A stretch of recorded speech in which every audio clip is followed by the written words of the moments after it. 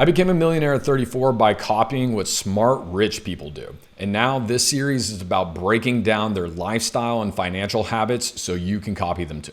One of the big problems that I see around data when it comes to millionaires and their lifestyles is that a lot of this data is older than the creation of social media, or even back when MySpace was king. And let me tell you something, if you were around for MySpace, you know about that top 9 and the damage that that did to a lot of friendships. Well, this series is using data from a new report done by a millionaire group called Hampton. And for this part of the series, we're gonna really look at how millionaires set their goals and what their mindset is towards money compared to everybody else. So in this section, we're gonna be talking about financial goals and the mindsets that rich people have around their money. So when we jump into this, one of the first things that jumps off the page is kind of this saying that you hear a lot, and that is that broke people focus on the weekend and rich people focus on the decade.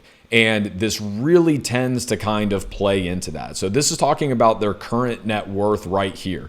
You see people in the single digit millions, couple in the double digit, and then their median target net worth that they're giving themselves is, really everybody's kind of shooting for that $75 million to $100 million range. So these are people, again, who are primarily business owners, and that's what they're looking to do. Now, if we come down here to their wealth building time horizon, they're looking at this again, their current net worth, 1 to 5 million, 5 to 10, only a few that are already at that 500 to 100 million or above. They're really looking at this in terms of not even a decade, in some cases 2 decades. So they are thinking 10, 15, 20 years ahead. How many people do you know are just worried about what they're going to be doing on Friday night? So this is something that is definitely a mindset differentiator between these wealthy individuals versus people who are, just living their lives on a day-to-day basis. And in the previous video, one of the things that we talked about is the majority of these people are 25 to 50 years old. So they're still relatively young millionaires. These are not people in their 70s and 80s who have, made their vast wealth just by letting time and appreciation happen. These are people who are out there grinding and getting things done and building stuff. So I think that's something really interesting that they're averaging 11 to 13 years and shooting for an average of $50 to $100 million net worth. So there's an interesting question that comes with this, right? Which comes first, a net worth of over 50 million or the habit of thinking longer term? It turns out rich people have money problems too. So there's more to financial security than net worth alone. This is really interesting. Again, pretty much, I think minus one person, every single person in here is worth at least $1 million.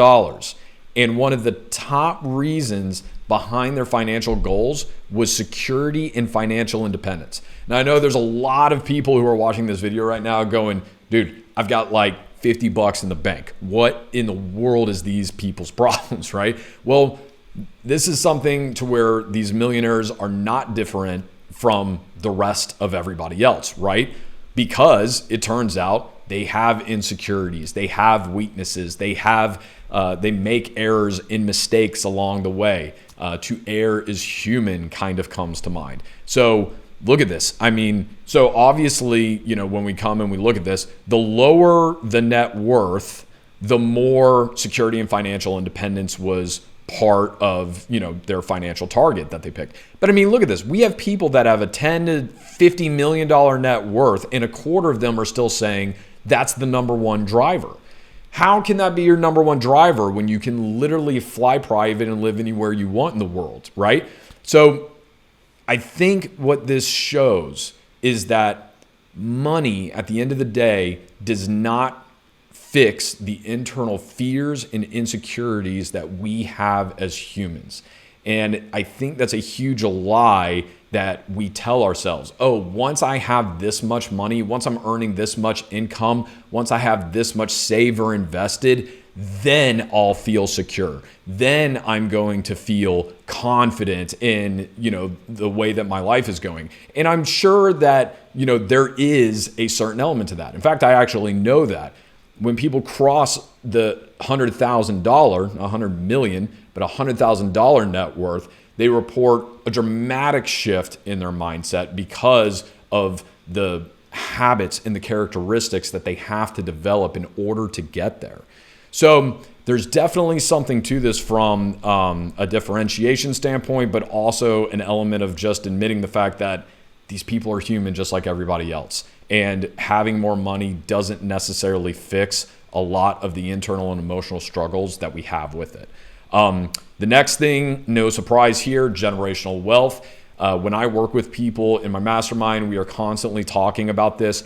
And the thing that I think is really important is normally having a conversation as to what does generational wealth actually mean to you? Like, I know lots of people that are going to leave no inheritance to their kids. I'm going to be one of them. I won't leave nothing, but it will probably be the equivalent of like $40,000 a year for whatever inflation is at that point in time.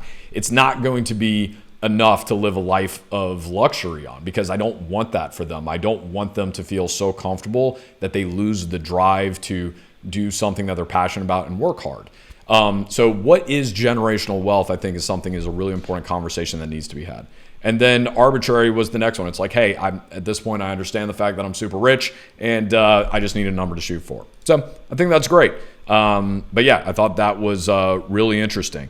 And you see the ratio of monthly take home to spending. Yeah, there's a big correlation there. So this is something that I think was interesting. Appetite for risk doesn't make you wealthy, yet at the same time, you have to take risks in order to get wealthy. So these people were asked to rate their risk tolerance on a scale of 1 to 10, okay? There was a lot of different percentages of what people gave, but when you look at it across net worth here, what you find is that it's above average. If average is 5, everybody's at least at a 6.5 to 7. Okay. So that to me is exact. If I hadn't have seen this data, that's exactly what I would have guessed. And honestly, I would put myself in that same bucket. One thing I tell people is that, I'm a optimistic realist. And the reason for that is because I know that when I'm taking risks, I can't just jump off the cliff with both feet, right? And hope that it works out on the way down. That's just gambling, is what that is. One of the greatest investors and richest men of all time is Warren Buffett. And he says, never test the temperature of the water with both feet. And I think that's really important. Well, the majority of people, the people who are average or below average on their risk tolerance, they're not even going to touch the water for the most part. They're just going to see what everybody else is doing and stay on the shoreline.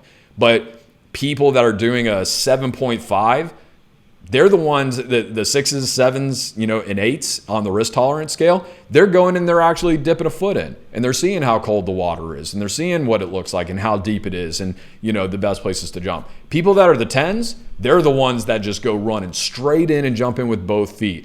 And sometimes that's going to work out, and sometimes it's going to be a disaster. So this actually makes a ton of sense. And if you're out there and using your money, investing it scares you, just look at this and understand the fact that if you want to really build wealth quickly, you have to take a healthy level of risk. Don't worry. You don't need to get irresponsible with it, but you need to take calculated risks. So that is something that I definitely see as a key differentiator between millionaires and everybody else. All right, so if you want to find out how these millionaires are earning and investing their money, then click on the next video and we're going to talk about how they're allocating their wealth.